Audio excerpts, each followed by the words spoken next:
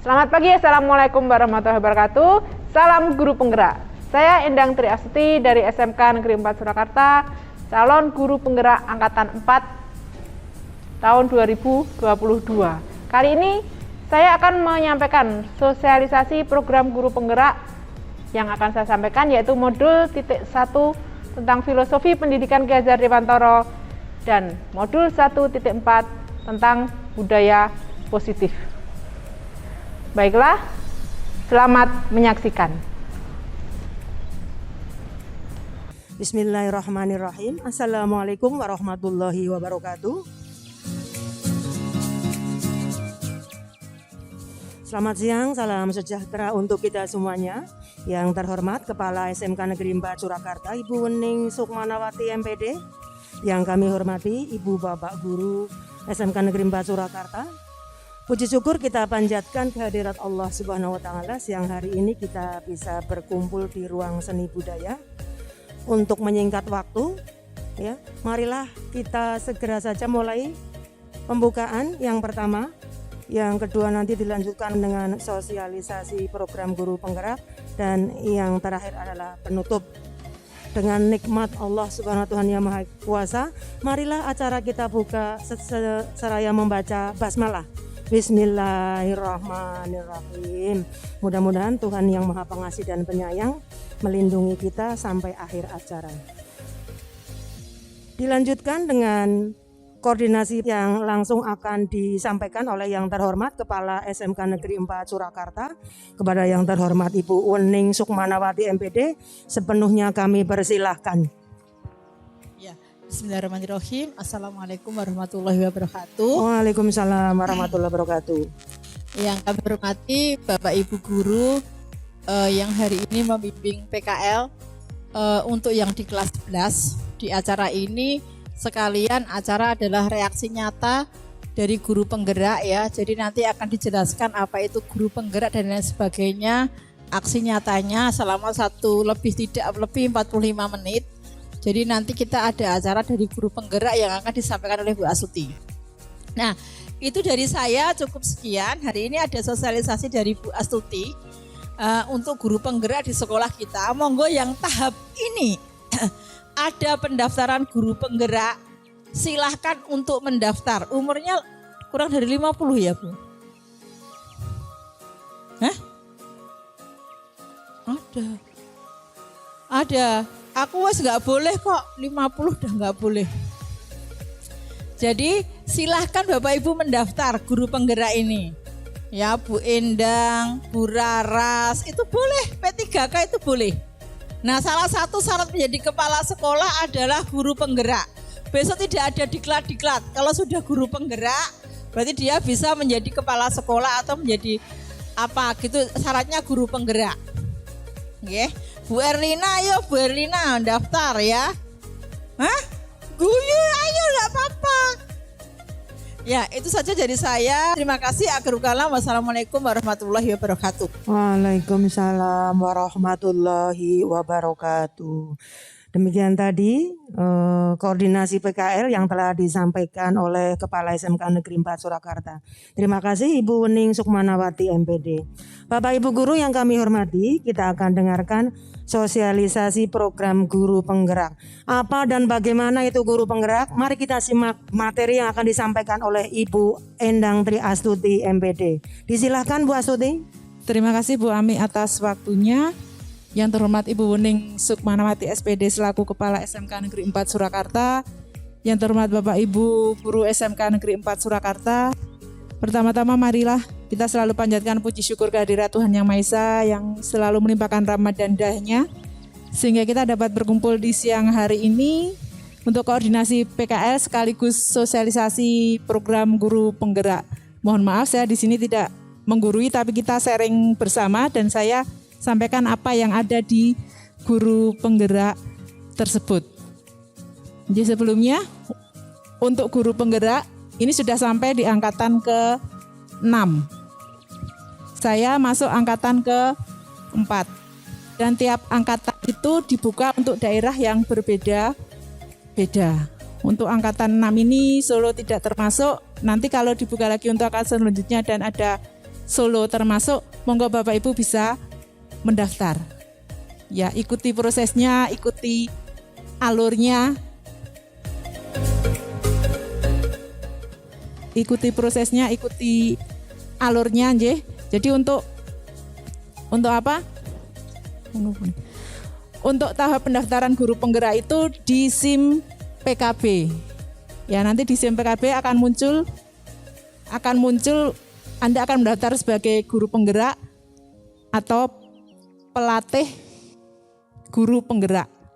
Jadi nanti ada 2 pilihan, ada guru penggerak atau pelatih guru penggerak. Dulu saya bingung, mau milih yang guru penggerak atau yang pelatih guru penggerak.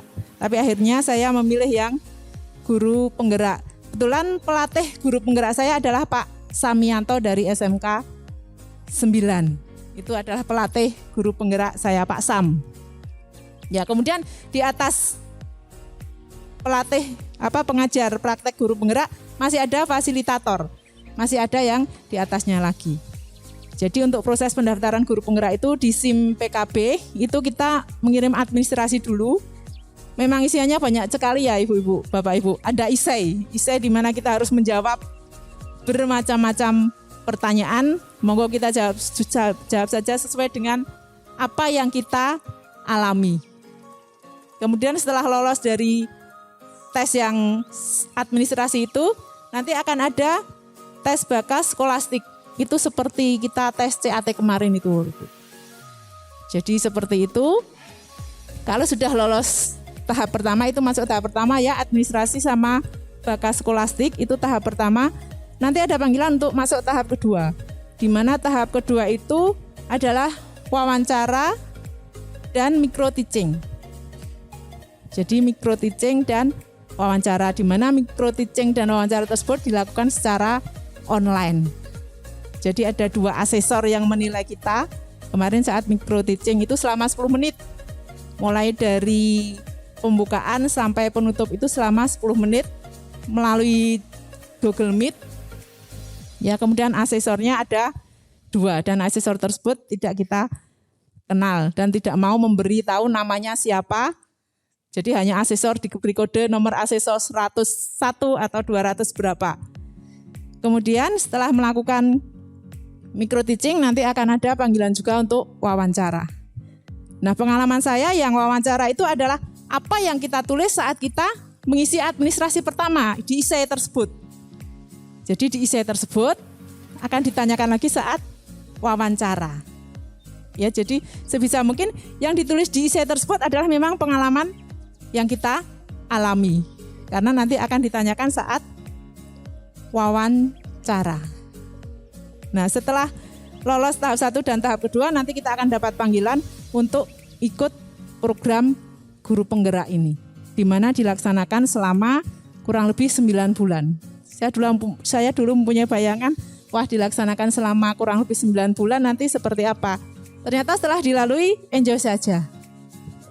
Jadi tugas yang dilaksanakan adalah melalui LMS, memang melalui LMS, melalui alur Merdeka, di mana Merdeka itu mulai dari diri, kemudian eksplorasi konsep, kemudian ruang kolaborasi, refleksi pemahaman, demonstrasi konseptual, E-nya elaborasi pemahaman, kemudian koneksi antar materi dan aksi nyata. Ya, di sini saya berdiri di sini adalah melakukan yang A, aksi nyata. Aksi nyata dari modul 1. Jadi nanti ada 4 modul yang dipelajari di program guru penggerak. Ada 4 modul, ini baru 1 modul. Nah, selain pembelajaran dilakukan melalui LMS, diadakan juga lokakarya. Lokakarya itu dilakukan secara offline. Kemarin sudah dilakukan 2 kali lokakarya, yaitu lokakarya 0 dan lokakarya 1. Lokakarya 0 itu guru penggerak bersama kepala sekolah untuk menyatukan visi di suatu tempat, kemarin di hotel di Solo. Kemudian yang lokakarya 1 itu adalah hanya guru penggerak saja. Nanti di lokakarya 2 kemungkinan yang dipanggil adalah guru penggerak dan kepala sekolah tersebut.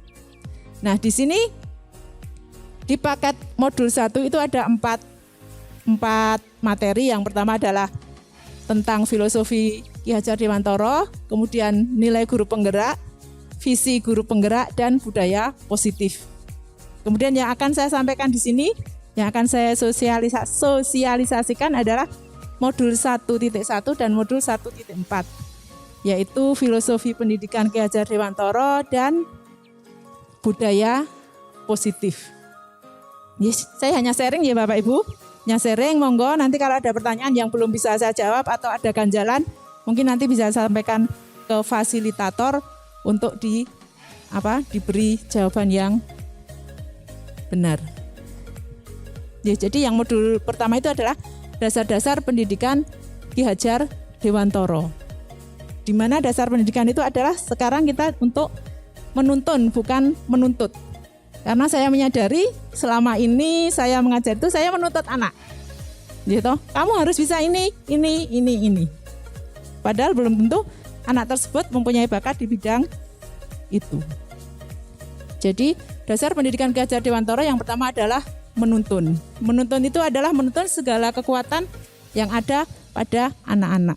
Pada dasarnya anak itu kan sudah mempunyai bakat dari kecil. Ya, jadi kita tinggal menuntun, mengembangkan apa yang ada pada diri anak tersebut. Ya. Jadi pendidik itu hanya dapat menuntun tumbuh atau hidupnya kekuatan kodrat yang ada pada anak-anak agar dapat memperbaiki lakunya hidup dan tumbuhnya kekuatan kodrat anak tersebut.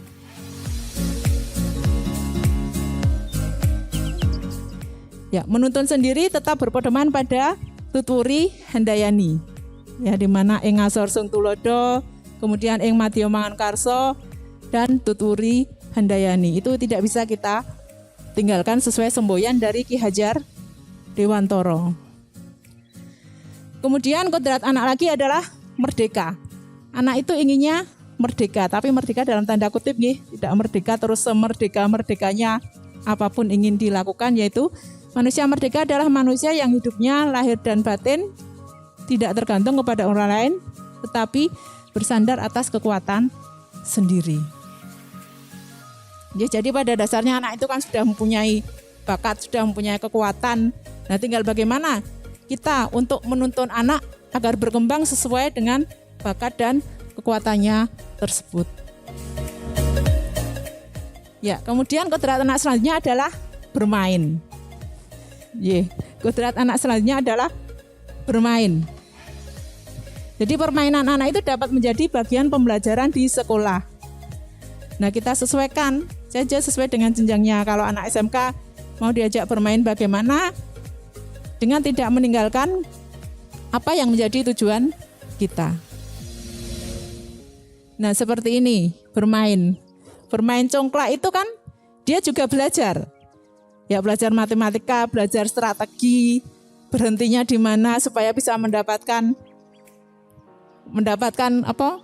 Kecek ya, sawo kecek itu dulu. Dulu ya kita kenal dengan congklak itu pakai apa? Dakon, congklak ya, congklak atau dakon ya. Kecil kita sering bermain itu ya Bapak Ibu ya. Ingat kembali ke masa kecil. Kalau sekarang sudah nggak ada, jarang. Ada ya. Kalau dulu kan pakai kayu itu ya Bapak Ibu. Sekarang pakai plastik. Ya. Sekarang pakai plastik. Terus biji sawonya itu juga pakai plastik. Kalau dulu cari loh. Ada. Dulu pakai kerang-kerang itu. Ya. Jadi kita itu adalah generasi yang beruntung ya Bapak Ibu. Mengalami masa yang itu, kemudian masa yang sekarang sudah sampai masa yang melek teknologi. Kemudian Gobak Sodor itu juga bermain strategi juga. Nah, selanjutnya adalah pendidikan yang berpihak pada anak. Yaitu bebas dari segala ikatan, dengan suci hati mendekati anak, bukan untuk meminta suatu hak, melainkan untuk berhamba pada sang anak. Nah, kita sering dengar istilah menghamba pada anak. Menghamba pada anak itu istilahnya kita berpihak pada murid. Jadi bukan menghamba pada anak terus menyembah pada anak tersebut, itu bukan. Tapi bagaimana kita pendidikan tersebut berpusat pada murid. Nggih. Pendidikan yang berpihak pada anak. Ini adalah dari bukunya Ki Hajar Dewantara di mana dia bisa berbicara seperti itu. Kita baca nggih. Jadi beliau itu pernah mengerjakan suatu tugas menumpuk, akan tetapi anaknya yang bernama Asti itu menangis. Asti bukan Astuti. Asti itu menangis terus menerus. Nah, karena banyak pekerjaan akhirnya Asti tersebut ditaruh di luar rumah. Sementara dalam keadaan kedinginan, kemudian masih salju turun, seperti itu. Akhirnya sadar Ki Hajar Dewantara, akhirnya dibuka pintu, dibawa masuk, si Asti sudah menggigil kedinginan.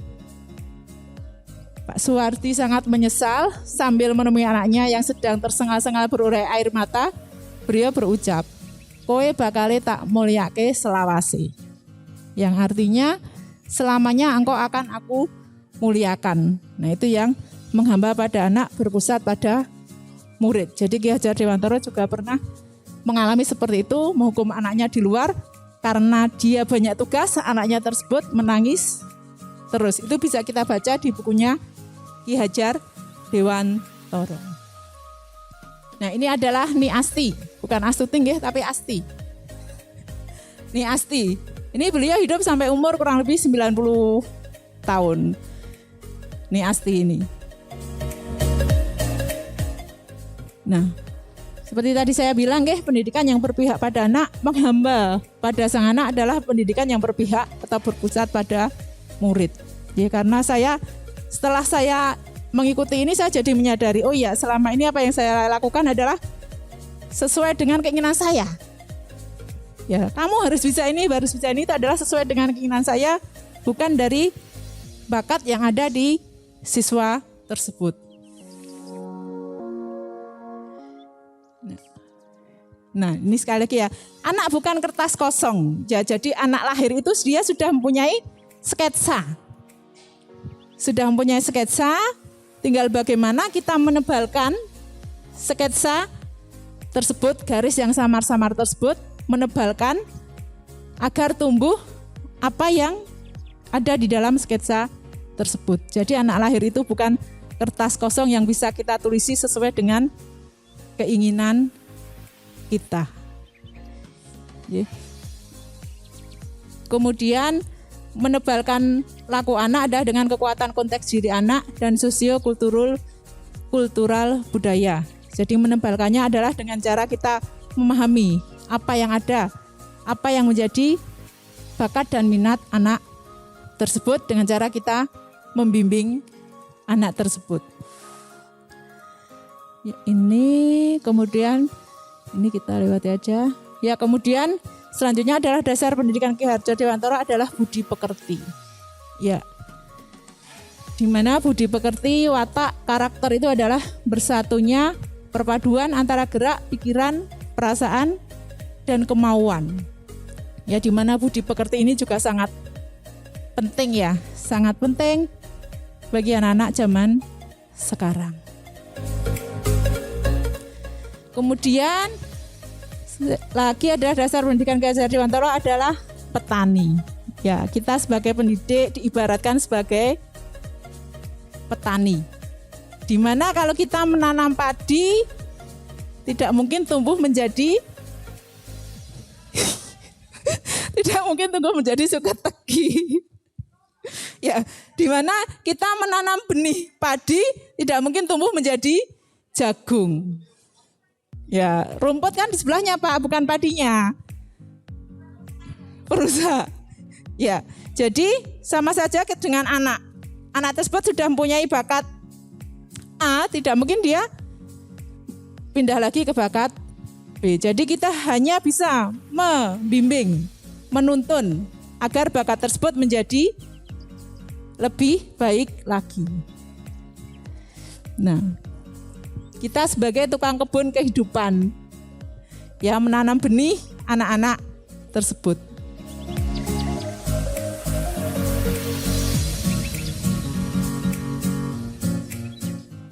Nah, bagaimana kita agar benih tersebut dapat tumbuh dengan baik?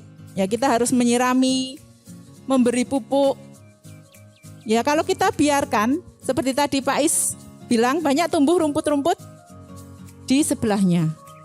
Di mana rumput-rumput tersebut kadang bisa mempengaruhi apa yang kita tanam tersebut. Jadi pesan kuncinya dari filosofi pendidikan Ki Hajar Dewantara adalah menuntun segala kodrat yang ada pada anak agar mereka dapat mencapai keselamatan, kebahagiaan yang setinggi-tingginya baik sebagai manusia maupun anggota masyarakat. Yaitu adalah pesan kunci dari filosofi pendidikan Ki Hajar Dewantara. Ya, selanjutnya guru dan murid berkolaborasi untuk menginisiasi atau menciptakan kedalaman ya intelektual untuk mencapai keselamatan dan kebahagiaan sebagai manusia. Ya Bapak Ibu, jadi guru dan murid tetap harus berkolaborasi. Jadi tidak bisa murid berjalan sendiri, guru berjalan sendiri. Itu adalah baru yang modul titik 1 tentang filosofi pendidikan Ki Hajar Dewantara. Sampai di sini mungkin ada yang mau disampaikan. Kita sharing saja atau langsung lanjut ke modul yang 1.4 lagi. Yang modul 1.4 adalah tentang budaya positif. Ya, di sini kita akan belajar bagaimana kita sebagai guru saat anak menemui kesalahan itu kita posisinya sebagai apa. Ya, di modul 1.4 itu ada yang posisi sebagai penghukum, ada yang posisi sebagai teman, ada 5 posisi nanti yang akan kita pahami di sini. 5 posisi kontrol saat anak melakukan kesalahan. Di mana posisi yang tertinggi adalah posisi sebagai seorang manajer. Yang 1.4. Ya, yang selama ini saya lakukan adalah saat anak menemui kesalahan, langsung kita judge anak tersebut. Tanpa kita tahu alasannya apa, ya, tanpa kita tahu bagaimana anak tersebut bisa melakukan hal tersebut, tapi biasanya kita langsung menjudge. Ya. Seperti pendidikan yang lalu, kita anak salah pakai sepatu, kita suruh lepas. Nah, ternyata itu suatu hukuman yang membuat anak mungkin perasaan anak tersebut tidak kita tahu ya bagaimana perasaan anak tersebut saat tidak memakai sepatu. Jadi ya enggak. Dengan belajar ini saya jadi memahami. Oh ternyata apa yang saya lakukan kemarin itu adalah salah. Itu adalah karena ego saya sebagai guru.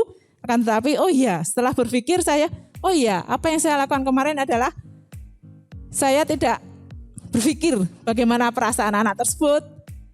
Gitu, setelah itu, bagaimana perasaan anak tersebut, kemudian apa yang dia alami selama seharian tidak menggunakan sepatu di sekolah. Nah itu saya belum berpikir sampai di situ. Dengan mempelajari modul ini, akhirnya saya bisa lebih baik lagi. Saat anak melakukan kesalahan, apa yang kita lakukan. Jadi saat kita sebagai penghukum, saat kita sebagai teman, saat kita sebagai manajer, saat kita sebagai pembuat rasa bersalah ke anak, itu kita tidak pernah memikirkan bagaimana perasaan anak saat kita melakukan hal itu. Sudah. Oke, kita lanjut ke modul 1.4. Ya, budaya positif. Ya, di mana budaya positif tersebut erat kaitannya dengan disiplin. Ya, kalau kita mendengar kata disiplin, apa yang Bapak Ibu pikirkan kalau kita mendengar kata disiplin? Ya, apa coba yang Bapak Ibu pikirkan saat kita mendengar kata disiplin? Ya, disiplin membuat orang menggali potensinya menuju sebuah tujuan apa yang dia hargai. Namun kata disiplin telah berubah menjadi sesuatu yang dilakukan seseorang pada orang lain untuk mendapatkan kepatuhan. Betul apa tidak itu? Betul kan? Jadi kita memaksa, istilahnya memaksa seseorang untuk patuh kepada apa yang kita buat. Kenapa? Bukan salah, Bu. Bukan salah. Bukan salah itu. Kenapa? Boleh, tapi nanti berbeda bahasanya saja. Berbeda bahasanya saja. Nah, seperti ini untuk menuju budaya positif dimulai dari lingkungan kita yang kecil dulu, dimulai dari peraturan kelas. Baiklah Bapak Ibu, selanjutnya saya akan menampilkan aksi nyata saya. Aksi nyata saya adalah membuat kesepakatan kelas sebelum pembelajaran dimulai, di mana kesepakatan kelas itu akan dapat menumbuhkan disiplin positif dari siswa karena dibuat atas kesadaran siswa dan disepakati bersama-sama dengan siswa dan guru. Jadi kesepakatan kelas itu apa yang menjadi keinginan siswa, bagaimana toh kelas itu saat dia belajar apa-apa yang bisa dilakukan dan tidak bisa dilakukan di dalam kelas tersebut. Baiklah Bapak Ibu, mari kita lihat aksi nyata saya saat bersama-sama dengan siswa membuat kesepakatan kelas di kelas 10 Busana 2.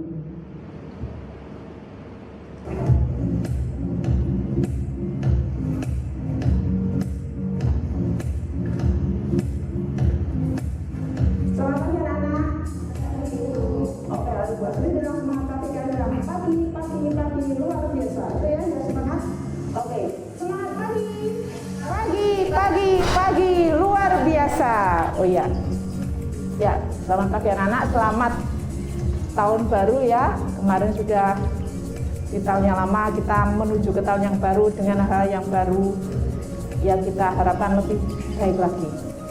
Oke, sebelum memulai pembelajaran di awal tahun baru itu, sebelumnya dalam suatu proses pembelajaran harus ada kesepakatan kelas. Ya, kesepakatan itu kelas itu apa? Tadi ada yang tahu yuk? Ya, ya kontrak belajar. Ya, ada lagi yang lain? Ya, sudah ya. Jadi kesepakatan kelas itu benar yang dikatakan adalah kontrak belajar. Kontrak belajar antara siapa? Guru dan siswa. Jadi karena antara guru dan siswa itu harus disepakati oleh guru dan siswa. Dua-duanya harus sepakat. Tidak bisa terjadi kalau antara kedua belah pihak ada salah satu yang tidak sepakat. Ya, hari ini kita akan buat dulu kesepakatan kelasnya tersebut. Ya, Bu Astuti nanti akan bagikan post-it ya. Silakan masing-masing menuliskan apa toh saya pengennya itu seperti apa toh kesepakatan kelasnya itu. Silakan. Berbeda-beda enggak apa-apa. Nanti akan kita ambil kesimpulan, nanti akan kita diskusikan mana yang akan menjadi kesepakatan kelas tersebut. Oke ya, paham ya? Oke. Ya, sekarang silakan Bu Astuti bagi post-it-nya tadi mana? Oh, ini post-it. Ya. Silakan, ini ada post-it ya. Ya. Silakan satu orang mengambil 2 atau 3 ya, menuliskan apa yang menjadi kesepakatan kelas kalian itu. Ya, silakan. Ya, mengambil terus langsung ke belakang. Mengambil terus mundur ke belakang, ya. Ya, tidak harus sama. Ya, tidak harus sama antara salah satu dengan yang lain. Tidak usah nengok, kamu kesepakatan kelasnya apa? Kamu apa? Silakan ya, dari diri kalian. Silakan, ingat jawaban tidak ada yang salah. Ya, tinggal nanti kita sepakatnya kita mau ambil yang mana untuk kesepakatan kelas tersebut. Ya. Sudah, silakan bisa dimulai untuk menuliskan kesepakatan kelasnya tersebut.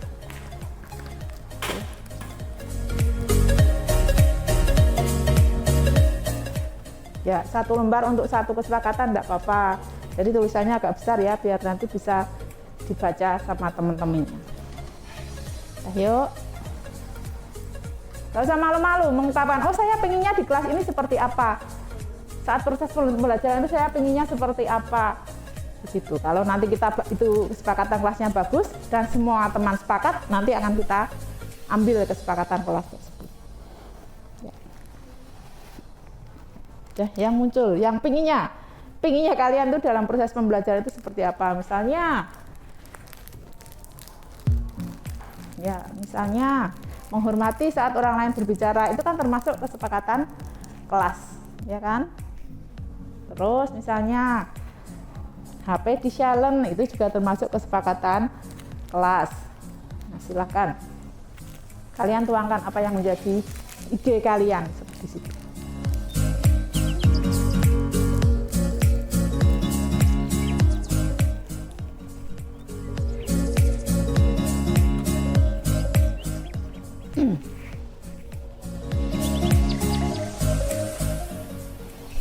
Ya, oke. Rasa nengok kancane, kan dewe-dewe, ya. Tidak usah menengok temennya, kesepakatan kelasnya. Ya minimal kalian 3 lah buat ya kalian apa yang diinginkan kalian saat proses pembelajaran berlangsung supaya proses pembelajaran tersebut dapat berjalan dengan baik. Ya kalian merasa enjoy dalam pembelajaran, tidak merasa terpaksa dalam pembelajaran, seperti itu.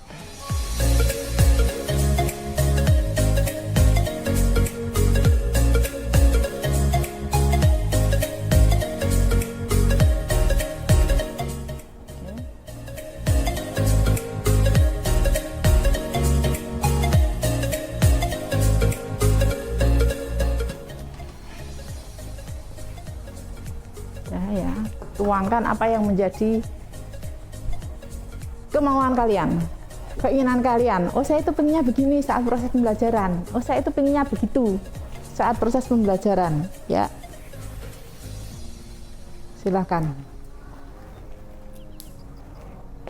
Yuk, sudah semua? Sudah? Ya, kalau sudah, yuk mulai dari sini bisa ditempel di sini. Ya.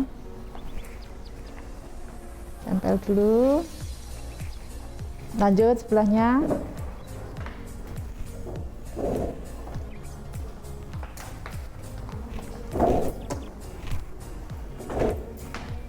Yuk lanjut lagi.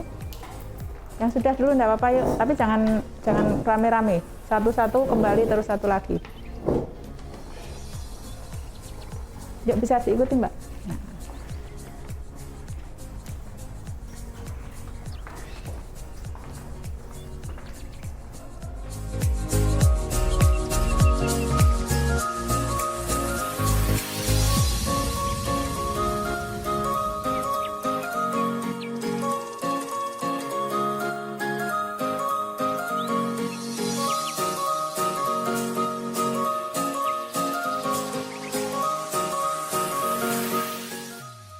Ya, kita sepakati mana yang bisa menjadi kesepakatan dan mana yang tidak. Bisa dibantu Bu Astuti salah seorang ya untuk maju ke depan, membantu menulis di situ yang menjadi kesepakatan kelas. Yuk.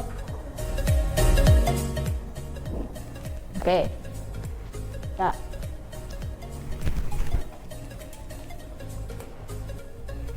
Ya, nanti bantu dituliskan di sini ya, Mbak ya. Ambil spidol. Ya, kita baca satu persatu ya Mbak ya. Ya, menghargai guru dan teman, ya, kemudian berbicara bergantian ketika berdiskusi, mengerjakan, bukan mengejarkan ya, mengejarkan tugas individu secara pribadi. Menghargai guru dan teman. Sepakat enggak? Sepakat enggak? Kok sidik suaranya sepakat? Sepakat, ya. Menghargai guru dan teman. Kemudian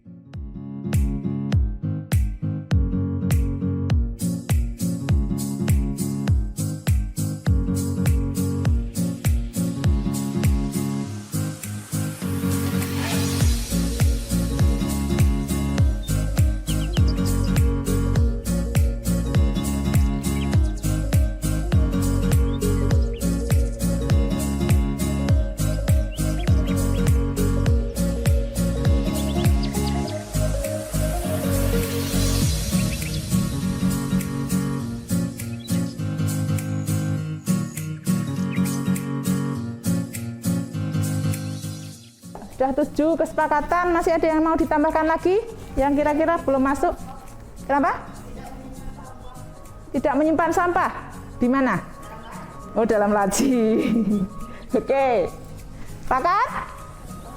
Sepakat. Ya. Ini ada sampahnya enggak dalam laci? Lanjut, tidak menyimpan sampah di dalam laci. Kalau di dalam tas kalian boleh ya berarti? Ya boleh kan, maksudnya kan tidak ada, misalnya suatu saat kalian makan permen ya, makan permen kemudian tengok kanan kiri tidak ada tempat sampah. Kemana kalian membuang bungkus permen tersebut? Di kantong kan, misalnya di kantong, nggak bawa kantong, masukkan dulu ke sisi tas, disimpan dulu, nanti baru dibuang di tempat sampah. tidak menyimpan sampah di laci. Sudah, ada lagi yang mau ditambahkan? Sudah cukup? Mau tambah lagi? Yuk. Sudah cukup atau mau tambah lagi? Menghormati, tidak makan, tidak bermain HP, tidak ada geng, tidak melakukan bullying, kelas harus bersih sebelum guru masuk kelas, datang tepat waktu, tidak menyimpan sampah di laci. Ada lagi? Sudah cukup? Cukup? Oke, sepakat? Sudah, Mbak, silakan dibacakan dulu. Ya, nanti kalau ada yang tidak sepakat atau mau ditambahkan silakan ya, boleh langsung acungkan jarinya. Kesepakatan kelas. 1. Menghormati guru dan teman. 2. Tidak makan saat pembelajaran. 3. Tidak bermain HP saat pembelajaran tanpa izin guru bersangkutan. 4. Tidak ada geng dalam kelas. 5. Tidak melakukan bullying. 6. Kelas harus bersih sebelum guru masuk kelas. 7. Datang tepat waktu dan berseragam rapi sesuai peraturan sekolah. 8. Tidak menyimpan sampah di laci. Sepakat? Sepakat. Ada lagi yang mau menambahkan kesepakatannya? Cukup? Cukup. Ya, oke. Cukup. Jadi inilah kesepakatan kelas yang harus kalian taati di semua mata pembelajaran saat kalian melakukan proses pembelajaran. Ya, silakan setelah kesepakatan kelas ini sudah terjadi, sudah ada, ya silakan kalian tuangkan di mana? Di kertas. Dituangkan di kertas manila tersebut, ditulis ya. Kemudian nanti semua tanda tangan di situ. Oh, berarti saya setuju dengan kesepakatan kelas tersebut. Ya, paham? Ya, jadi silakan nanti dibuat 2 ya. 2 itu tetap buatnya 2, nanti dipasang di depan sama di belakang biar bisa sama-sama melihat. Ya, itu sudah ada 2. Silakan ya, dibagi 2 kelompok untuk membuatnya. Silakan dibuat semenarik dan sekreatif mungkin. Itu Bu Osti sudah ada kertas lipat, nanti bisa digunting, dibentuk atau apa. Silakan yang membawa perlengkapan itu juga silakan dibuat. Ya, oke Mbak, paham tugas selanjutnya? Paham? Oke ya, berarti nanti bisa berkelompok ya. Yang dibagi 2 kelompok aja.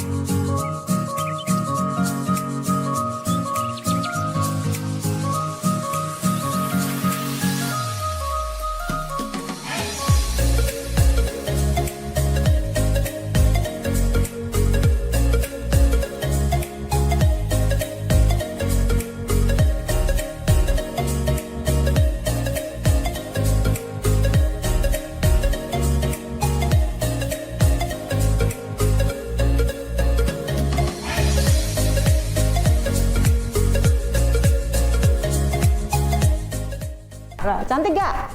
Oke, cantik-cantik pastinya seperti orangnya. Ya Mbak, karena sudah membuat kesepakatan kelas kita, nah kalian harus apa? Tanda tangan. Tanda tangan itu sebagai apa? Sebagai bukti bahwa kalian setuju dengan kesepakatan kelas yang telah dibuat. Nah, manakala nanti di dalam pembelajaran ada tambahan, boleh ditambahkan enggak?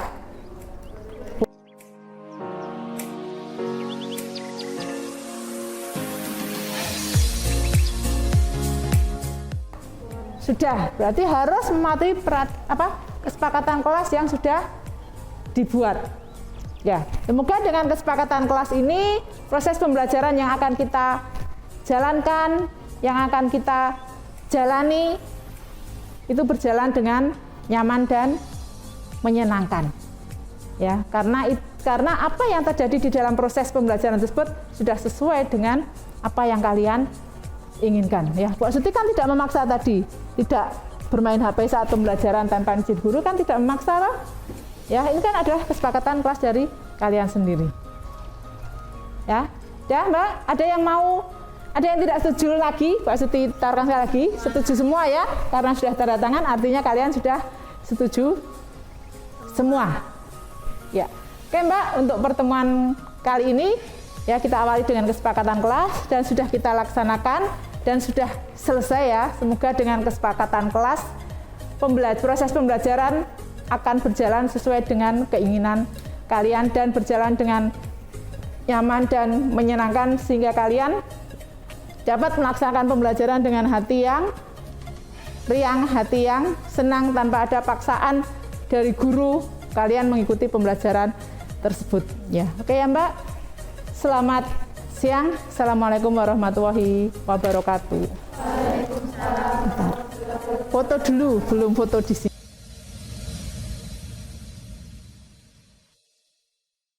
Assalamualaikum warahmatullahi wabarakatuh. Perkenalkan, nama saya Lala dari kelas 10 Busana 2. Hari ini kami membuat kesepakatan kelas. Perasaan saya setelah membuat kesepakatan ini tentu saja sangat senang karena merasa lebih tertata dan kelas menjadi lebih nyaman. Demikian dari saya. Wassalamualaikum warahmatullahi wabarakatuh. Perkenalkan, nama saya Jasmina Tifa Indriana. Saya dari kelas 10 Busana 2. Saya setuju dengan kesepakatan kelas. Saya berharap dengan kesepakatan kelas menjadi lebih tertib dan nyaman saat proses pembelajaran. Terima kasih. Baiklah Bapak Ibu, demikian tadi aksi nyata saya membuat kesepakatan kelas di dalam proses pembelajaran bersama siswa. Dengan kesepakatan kelas tersebut, diharapkan proses pembelajaran dapat berjalan dengan nyaman dan menyenangkan sesuai dengan harapan siswa, di mana selama ini kita melakukan pembelajaran adalah sesuai dengan keinginan kita, dan tata tertib yang selama ini kita berikan adalah berdasarkan dari sekolah. Dengan kesepakatan kelas ini, siswa akan merasa ikut membuat kesepakatan kelas tersebut dengan kesadaran dirinya. Yang membuat adalah siswa, sehingga akan tumbuh disiplin positif dengan kesepakatan kelas tersebut. Mari Bapak Ibu, kita mulai untuk membuat kesepakatan kelas di dalam kelas masing-masing yang Bapak Ibu guru ajar. Jadi dalam tiap kelas itu kemungkinan berbeda-beda kesepakatan kelasnya sesuai dengan kesepakatan dari guru dan siswa tersebut. Demikian Bapak Ibu aksi nyata yang saya lakukan, yaitu membuat kesepakatan kelas di dalam proses pembelajaran. Kemarin kita kan membuat peraturan kelas atau tata tertib kelas ya. Nah sekarang mari pelan-pelan kita ubah menjadi keyakinan kelas. Ya, dimana keyakinan kelas itu memang diyakini oleh anak tersebut. Kalau peraturan ya seperti tadi harus dipatuhi dan anak merasa terpaksa mematuhi peraturan tersebut. Ya, kemudian setelah keyakinan kelas terbentuk, nanti akan terbentuk lingkungan positif dan nanti akan terbentuk menjadi budaya positif. Nah, kemudian ini kesepakatan kelas. Ya, kesepakatan kelas. Kalau yang selama ini sering kita temui adalah tata tertib. Ya, di mana dilarang bla bla bla.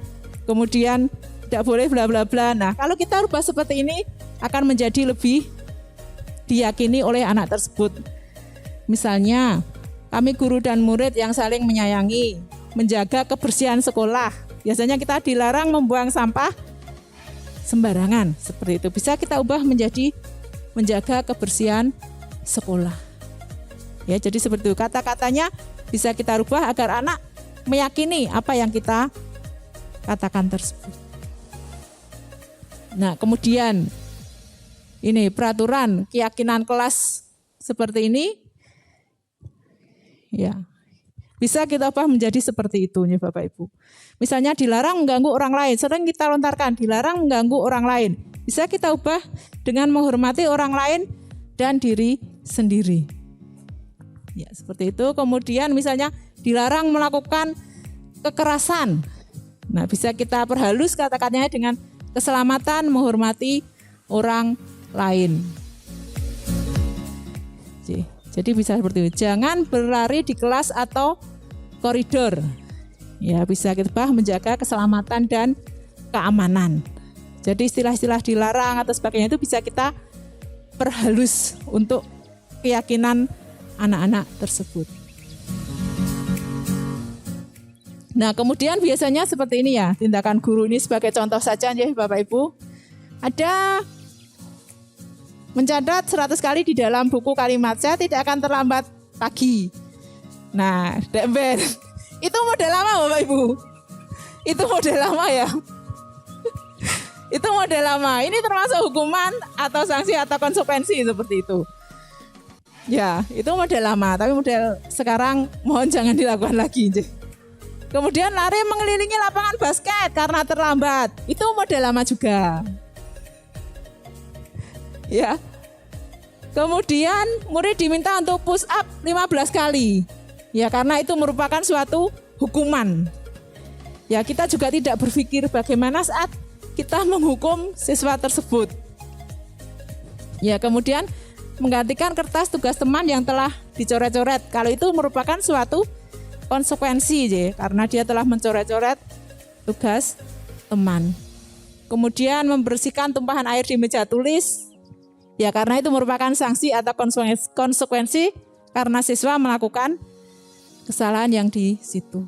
Murid disuruh untuk mengenakan sepatu seharian di sekolah karena tidak mengenakan sepatu hitam. Nah, seperti tadi sepatu hitam dilepas. Nah, itu model lama. Model lama. Itu sebaiknya jangan dilakukan lagi. Ya. Guru kenapa? Ya, ini selanjutnya perbedaan hukuman atau konsekuensi. Seringkali kita selama ini hanya memberikan hukuman ke anak. Ya, atau lari keliling lapangan, kemudian mencatat 100 kali tidak akan terlambat lagi. Ya, perbedaan hukuman dan konsekuensi. Tunggu Bapak Ibu. Sesuatu yang menjadikan harus terjadi. Sesuatu harus terjadi. Kemudian hukuman biasanya seringkali menimbulkan marah, kemudian rasa bersalah, dipermalukan, merasa tak dihargai. Ya, kalau mereka disuruh lari kan dilihat teman-temannya, kadang kita tidak berpikir bahwa anak tersebut merasa malu karena dipermalukan, karena diberi hukuman.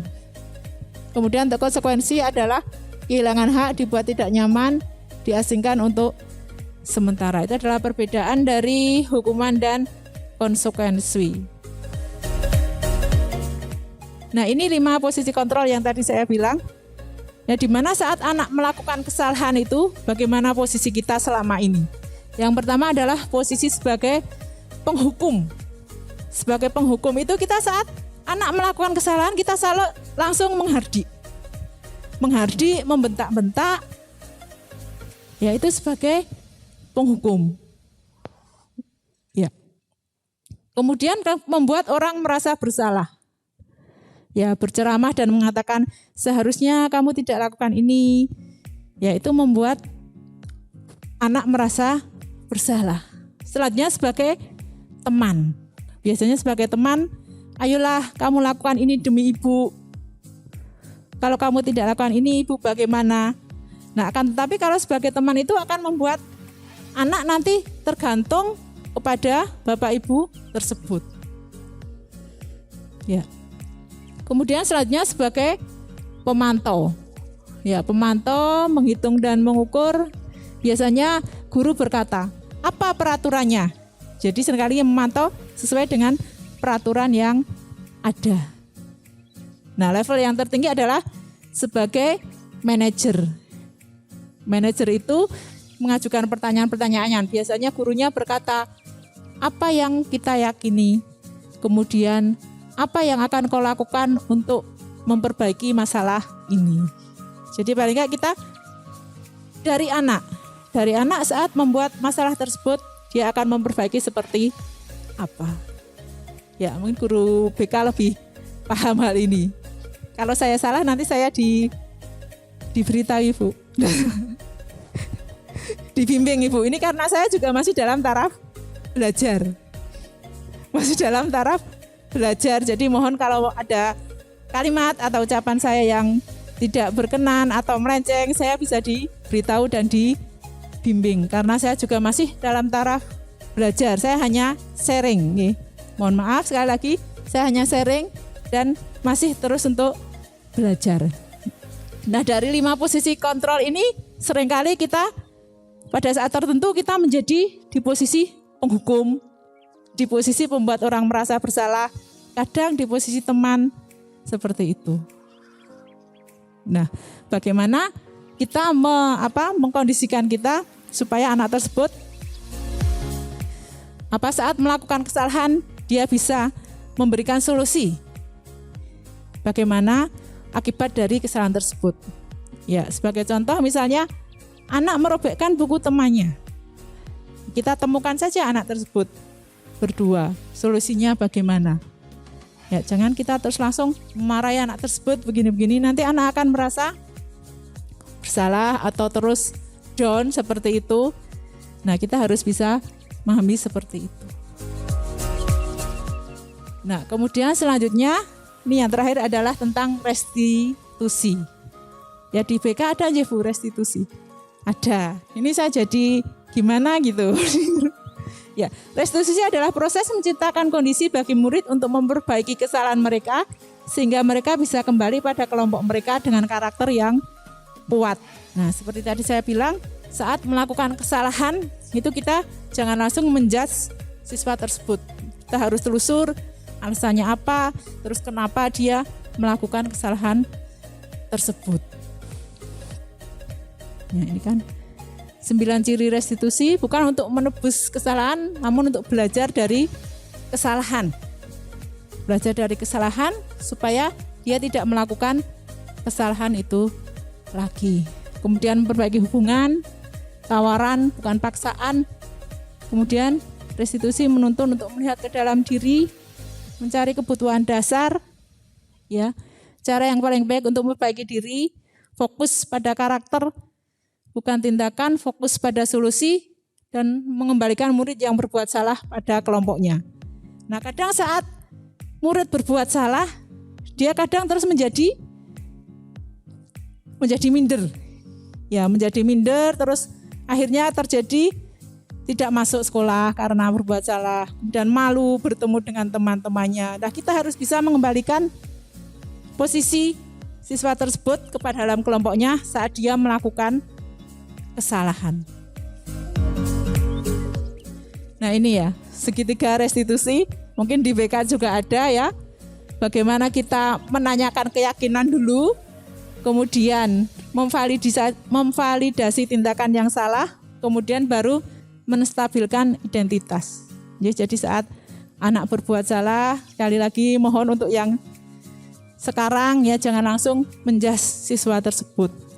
Ya, ini saya juga perlahan-lahan belajar, masih banyak belajar dari Bu Ruby, Bu Lutfi, Bu Yanti tentang kasus-kasus yang ada di BK. Jadi ini yang menstabilkan identitas untuk membuat anak yang merasa gagal karena berbuat salah menjadi positif terhadap dirinya. Nah, validasi tindakan yang salah tidak kelihatan di sini. Separuh tuh. Kamu bisa saja melakukan hal yang buruk tetapi kamu tidak melakukannya. Kamu pasti punya alasan mengapa kamu melakukannya. Seringkali kita tidak bertanya alasan. Ya, langsung memberi hukuman saat anak berbuat salah, langsung beri hukuman tidak terima alasan.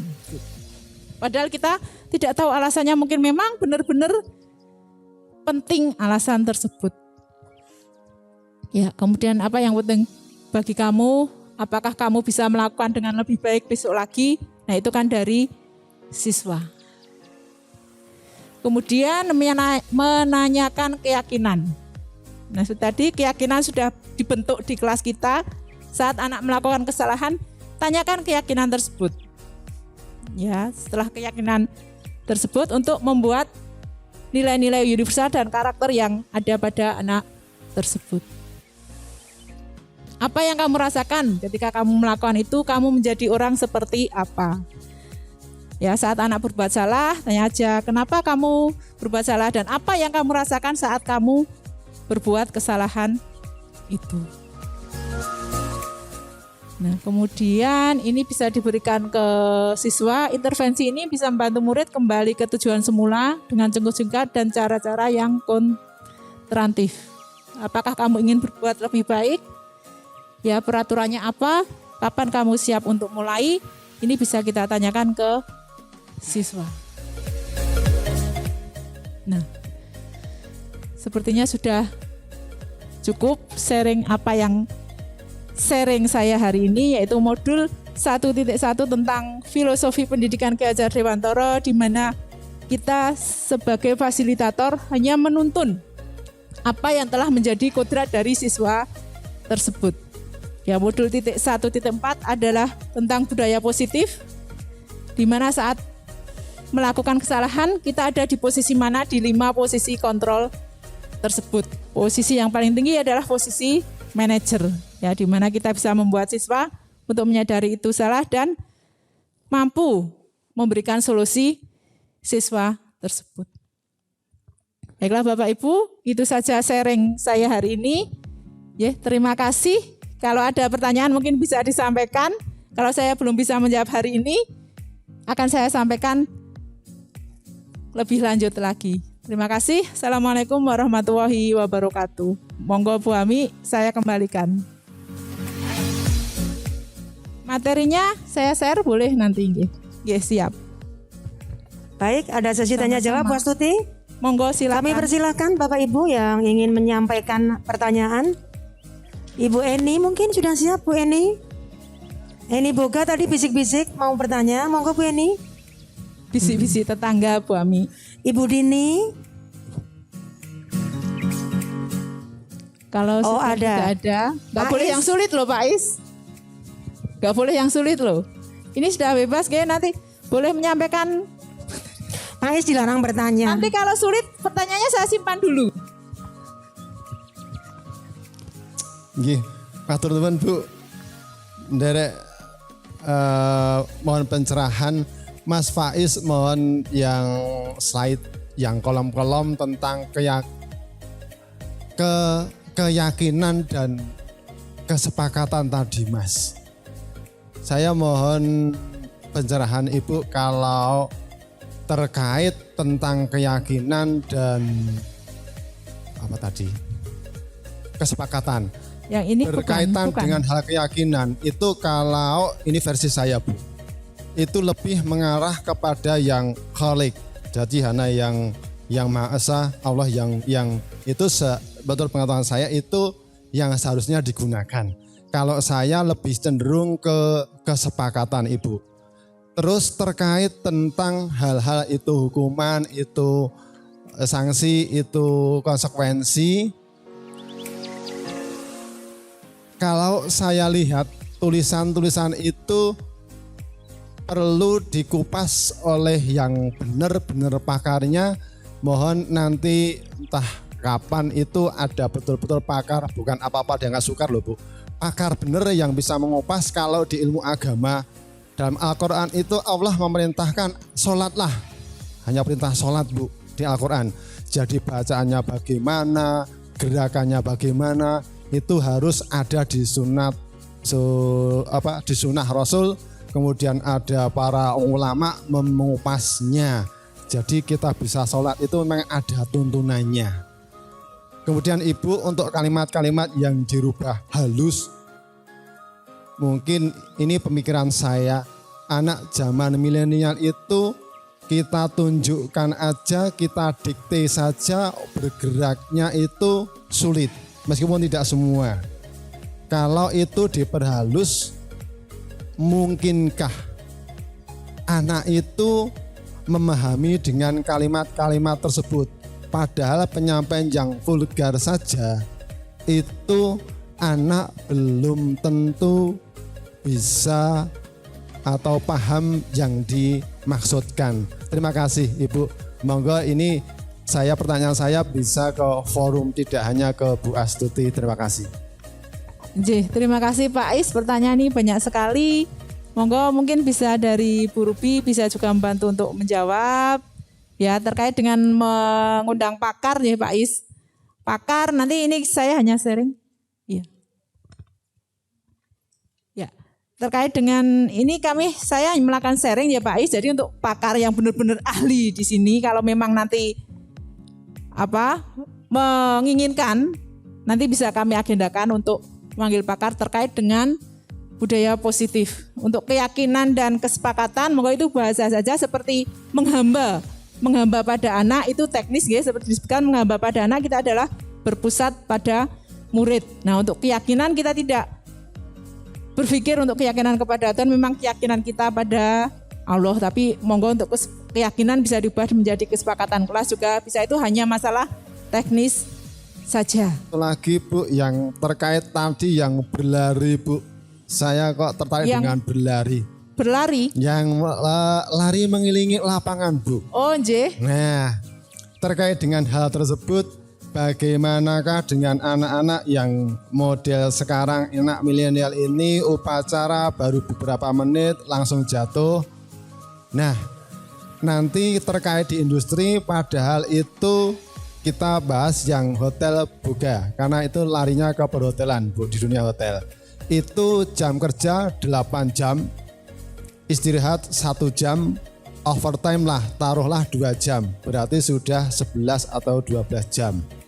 Nah, terkait hal tersebut Ibu, berarti ini saya tidak menekankan, berarti ini yang harus berjibah bekerja keras kepada guru penjas orkes. Dan pernah kami juga sharing dengan guru penjas Bu terkait PTM. Pada tim manajemen mohon jawabannya, bolehkah guru penjas itu setelah PTM ini tidak hanya teori saja Bu, karena saya lihat di sekolah lain itu anak sudah ke lapangan untuk praktik, tidak hanya teori. Terima kasih Bu, ini mewakili teman penjas yang sempat nanti Bu Uning bisa membantu menjawab saya. Untuk terima kasih. Oh nggih, ini ngendikanipun Bu Uning nunggu besok pagi ada sosialisasi untuk guru penjas yang mengajar praktek. Kemudian tadi untuk yang disampaikan lari Pak, itu yang disampaikan saya tadi adalah hukuman. Kita menghukum anak. Akan tapi kalau di pembelajaran olahraga, anak memang pelajarannya lari, monggo diperbolehkan. Tidak boleh. Kalau pelajarannya lari-lari, lah memang boleh kan? Tapi kalau memberi hukuman seperti tadi itu loh Pak, itu kan memberi hukuman. Kita memberi hukuman anak disuruh lari itu kan karena hukuman, bukan karena pelajaran. Iya, yang saya makan Pak Is karena anak dihukum berlari. Tapi karena kalau memang include di pembelajaran bukan memberi hukuman loh Pak lari itu. Kalau tadi kan dia diberi hukuman karena terlambat berlari. Nah yang disampaikan Pak Is hubungannya sama ketahanan anak tersebut. Nah akan tetapi ada mata pelajaran olahraga yang di dalamnya ada lari. Nah itu boleh kalau itu. Tapi yang tidak disarankan adalah menghukum siswa dengan berlari-lari. Itu kita tidak memikirkan perasaan anak tersebut.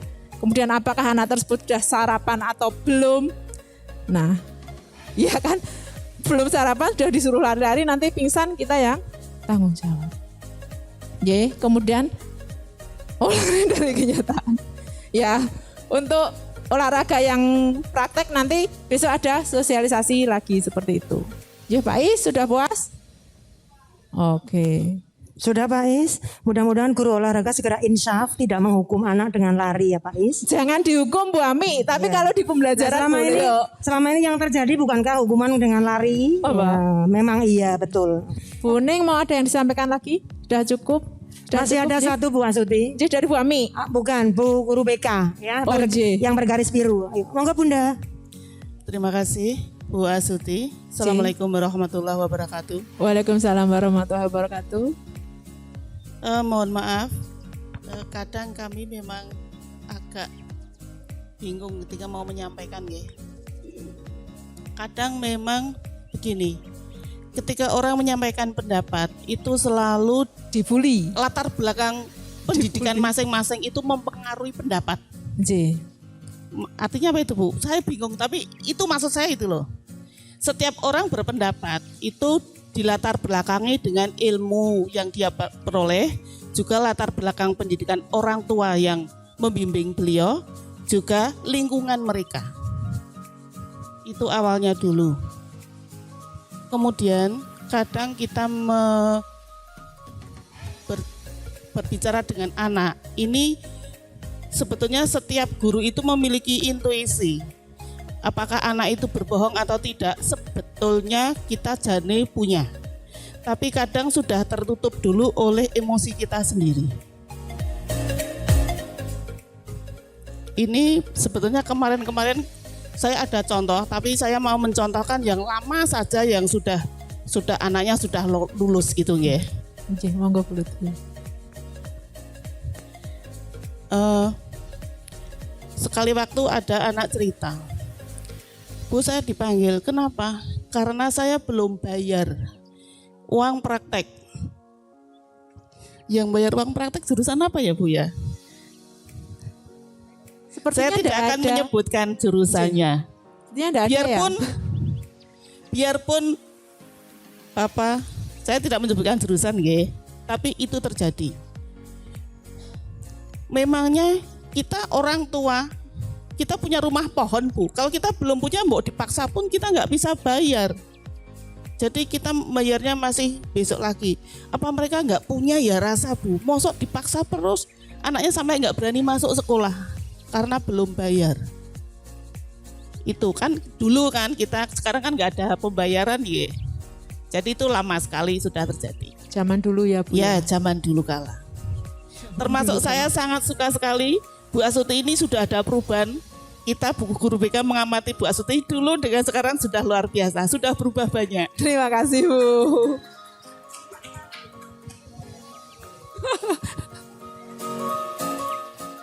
Nah, intinya begini, kita perlu memahami apa yang diceritakan anak. Kadang anak itu tidak paham bahasa yang dia sampaikan. Kita berpersepsi yang diceritakan itu salah. Padahal ternyata anak salah mengartikan yang diceritakan ke kita itu loh. Dan akhirnya itu merembet ke cerita yang lain. Itu sering sekali terjadi di antara kita. Jadi bahasa umumnya itu miskomunikasi karena beda persepsi, beda pemahaman, beda arti. Maksudnya anak A, ternyata kita menangkapnya B. Dan itu ketika kita pertemukan, isinya mau ngayal tak Bu? Gitu aja, terima kasih. Assalamualaikum warahmatullahi wabarakatuh. Waalaikumsalam warahmatullahi wabarakatuh. Terima kasih Bu Lutfi pencerahannya. Terima kasih. Itu sudah zaman dulu kala nggih yang membayar itu, sekarang kan sudah tidak ada lagi. Jadi kita harus tahu alasannya kenapa. Jangan sampai anak menjadi seperti dibilang Bu Lutfi, takut masuk sekolah karena nanti ditagih. Monggo Bu Ami, waktu saya serahkan. Oke, masih ada? Lain dulu, lain sekarang ya. Sekarang bagaimana? Dilanjut apa sudah selesai nih? Selesai? Oke, saya nurut peserta. Pak Is, belum puas Is? Pak Is? Pak Is nggak ada puasnya ya? Heran saya. Baik, Kepala SMK Negeri 4 Surakarta, Ibu Wening Sukmanawati MPD yang kami hormati, Ibu Astuti selaku narasumber tentang guru penggerak, juga Ibu Bapak guru peserta sosialisasi. Kami ingin mengucapkan terima kasih atas kebersamaannya. Bapak Ibu sudah meluangkan waktu bersama kami. Hari sudah semakin sore. Mari kita tutup acara hari ini dengan mengucapkan hamdalah bersama-sama. Alhamdulillahirabbil alamin. Segala puji bagi Allah, Tuhan seru sekalian alam. Mudah-mudahan Tuhan Yang Maha Esa memberkati kita semua sampai pulang ke rumah. Bu Ami mohon maaf atas kesalahan. Assalamualaikum warahmatullahi wabarakatuh. Terima kasih Bapak Ibu. Demikian sosialisasi saya hari ini. Modul titik 1 tentang filosofi pendidikan Ki Hajar Dewantara, di mana kita sebagai guru hanya sebagai fasilitator yang menuntun siswa sesuai kodrat yang ada pada siswa tersebut. Kemudian modul 1.4 budaya positif, di mana kita menciptakan kesepakatan kelas agar tercipta lingkungan yang positif sehingga budaya positif yang ada di sekolah bisa terwujud. Demikian, terima kasih. Wassalamualaikum warahmatullahi wabarakatuh.